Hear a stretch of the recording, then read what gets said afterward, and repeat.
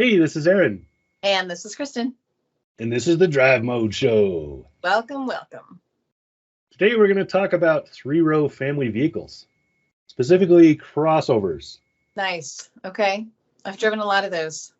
This is a big segment, literally and figuratively.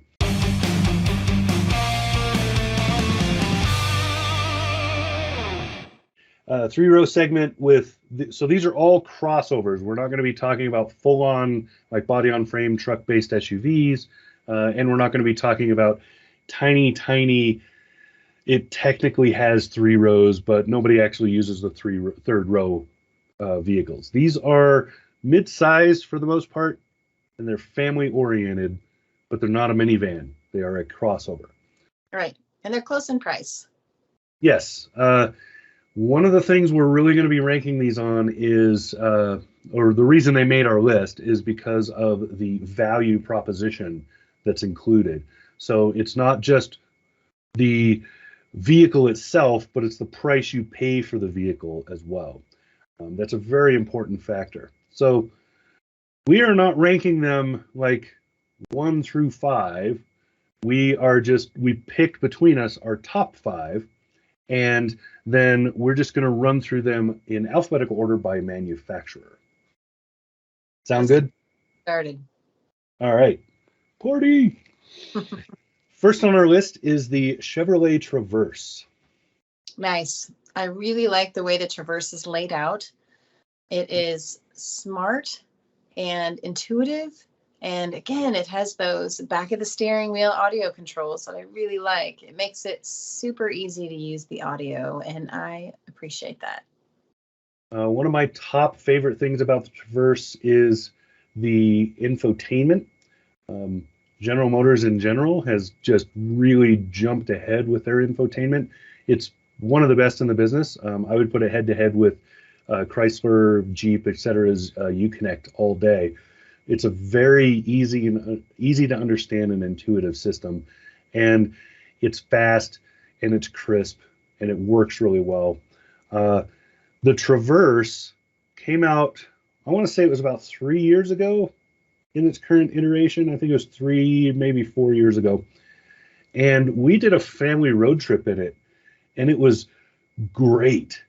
The third row is usable. It's not huge. Somebody my size at 6'3", I have a rough time getting back there, but it's not made for people my size.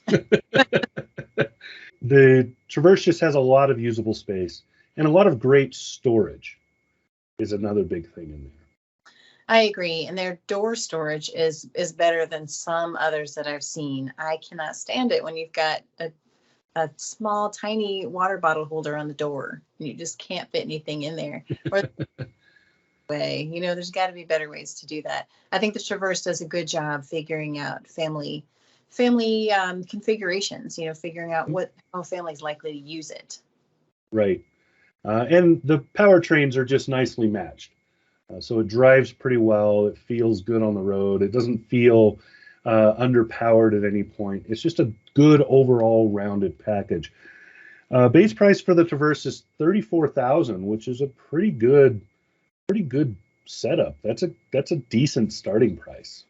I think that's pretty fair. I think that if you bought a Chevrolet Traverse, you'd be pretty satisfied with the longevity of it, the features, and the price.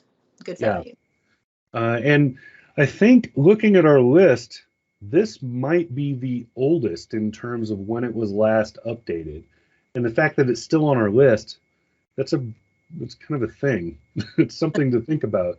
It means it trend-setted when it came out. That's a good thing. So next on our list, Hyundai Palisade. Ooh, yeah, very elegant. I love the way they've got the interior set up. Although I have to say, I'm not a huge fan of the push-button gear selector. Yeah, that's not a thing that I'm a big fan of either. Hyundai, Honda, and a couple of other companies do it, and it's not something that I really enjoy. Right? It's not that I have to move a handle. I would actually just prefer a dial for an automatic transmission. But that's thing I have for it, really, because other than that, I think they've laid it out really well and maximized the space. And I would say that on our list here, the Hyundai Palisade is probably the most upscale by default.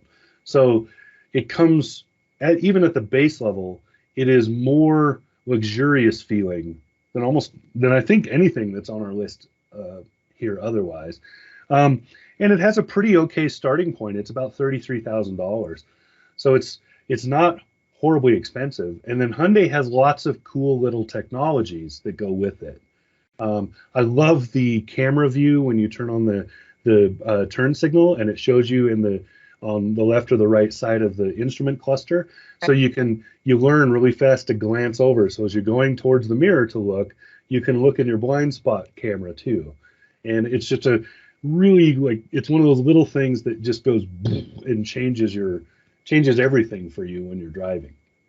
Hyundai has come a long, long way in the last 10 years, I think, in terms of its reputation and what it's trying to be in the market. And the Palisade is, I think, the pinnacle of that. It's beautifully designed. It's doing really well. I think its biggest challenge is that people think that the Palisade and the Telluride are the same because they came out around the same time. But they're very different. They're both very good, but they're very different. Yes. Well, which brings us to our next one, which is the Kia Telluride. That one has a starting price at about the same. It's about $33,000, but it's a different vehicle. So it's blockier. So design-wise, it's a little more square than the Hyundai is, and it's got, because of that, a slightly larger feeling interior. So the interior feels a little bigger because it just feels wider. Right, because the sides are a little bit more straight and all of that. And it's not necessarily larger, but it has a larger feeling to it. I think that if you look at the design of the Telluride versus the Palisade, the Telluride would be more, if you're looking at a house, like big windows and more modern, where the Palisade is more like a classic brick home or a French countryside or something. It has more of a European feel. But both the Hyundai and the Kia, what I like about them too, is that they have a 10-year powertrain warranty. And that's nice to have. You know it's going to last a while. You know they're going to stand by it, and they have to. Right. And with the interior on the Kia here, it's a wonderful setup. It's extremely comfortable. I was really surprised that the Telluride had so much seating space in terms of like where your butt goes, right? So right. It's just how big it feels on the inside. It's a great family hauler. It's a really good vehicle with a pretty much usable third row. Again, I wouldn't try to stuff my 6'3" butt in there, but not for a long period, right? But it is in both this one and, in fact, in all three of these, I could ride back there short term. Sure. So for a quick run across town, if you're on like a triple date or something, then it would work. What's the difference in price between the Telluride and the Palisade? Almost nothing. They're within a couple $100 of each other. Okay. So it just depends on what you like, what style you like. So next on our list is one that I have long been a favorite of, but a lot of auto journalists have panned it over the years, is the Mitsubishi Outlander. The Outlander, since it came out, since its inception here, has always been the value proposition. And because of that, it also always suffered from things like cheap plastics and a reputation for, detail work falling off or something like that. It always had a reputation of being cheap. But the new Outlander changes all of that, I think, for everybody. Huge changes, completely redesigned. So now you have this $26,000 three-row SUV that is very capable off-road. Amazingly, like, people drive this thing around the world in some pretty gnarly terrain. And in the Mitsubishi Outlander now, I think with the 2022 version, has really stepped up its game. It's trying to be a player in this hot market. It is also the only one on our list that I believe it is the only one on our list that has a plug-in hybrid option. And I've done extensive snow testing, driving different vehicles in snow in sometimes horrible conditions. And Mitsubishi's all-wheel control system is by far the best. It beats Subaru even, which is crazy because everybody thinks of Subaru as being the all-wheel drive. Those are fighting. Yeah, they could be, but Mitsubishi's all-wheel control, even driving like an idiot, I couldn't get it to slide around. It's a really, really good, stable system. It's a nice setup. The torque vectoring is just wonderful in it. So, and then the Outlander, out of these on our list, I will say the Outlander will have the smallest third row of the group. So it is going to be the most cramped in the very back. That's true, but the value is definitely there. And if you need a temporary third row for short trips, this is your Huckleberry. $26,000. I know. Crazy. It's pretty crazy. Do last a long time. This is not the that people might have thought of from 5-10 years ago. Yeah, that's $5,500 cheaper than the next up on our list for lowest price. So, and that next one is the Volkswagen Atlas. Nice. I just did a review of the 2021 model that's on our channel, but the Atlas has seen a couple of improvements this year. One of the big ones for me was the interior is no longer just a boring plastifest. Plastifest. Felt that way. It sounds like a big improvement, though, for 2022. It's just nicer to be in because it visually looks better. But other than that, I can fit in the third row of the Atlas, video proof to prove it.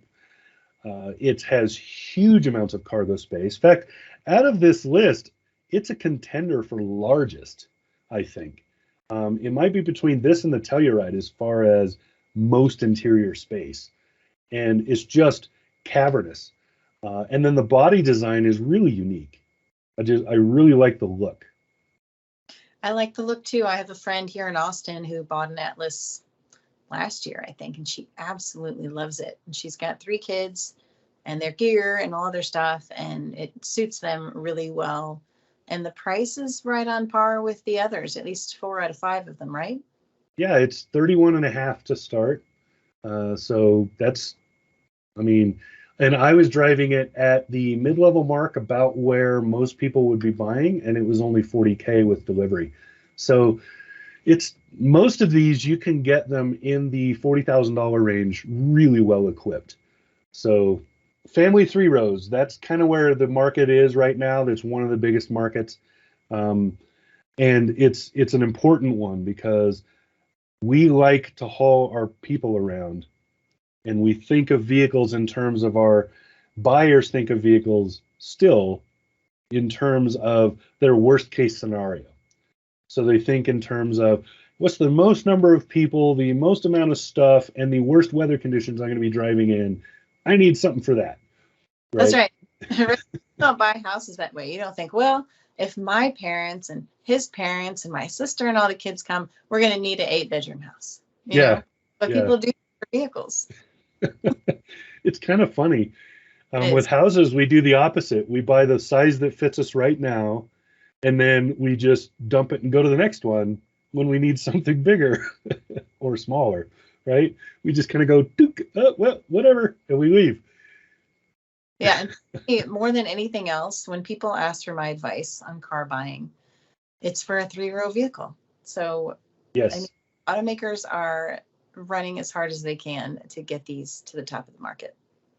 Our list, I think it was a little tough to come up with it. We had to back and forth a little bit to get just 5, but Chevrolet Traverse, Hyundai Palisade, Kia Telluride, Mitsubishi Outlander, and VW Atlas. That's our 5. That's our 5. Good value, good SUVs. If you have any questions, leave them in the comments. All right. This is Aaron. And this is Kristin. And this is the Drive Mode Show. Please subscribe.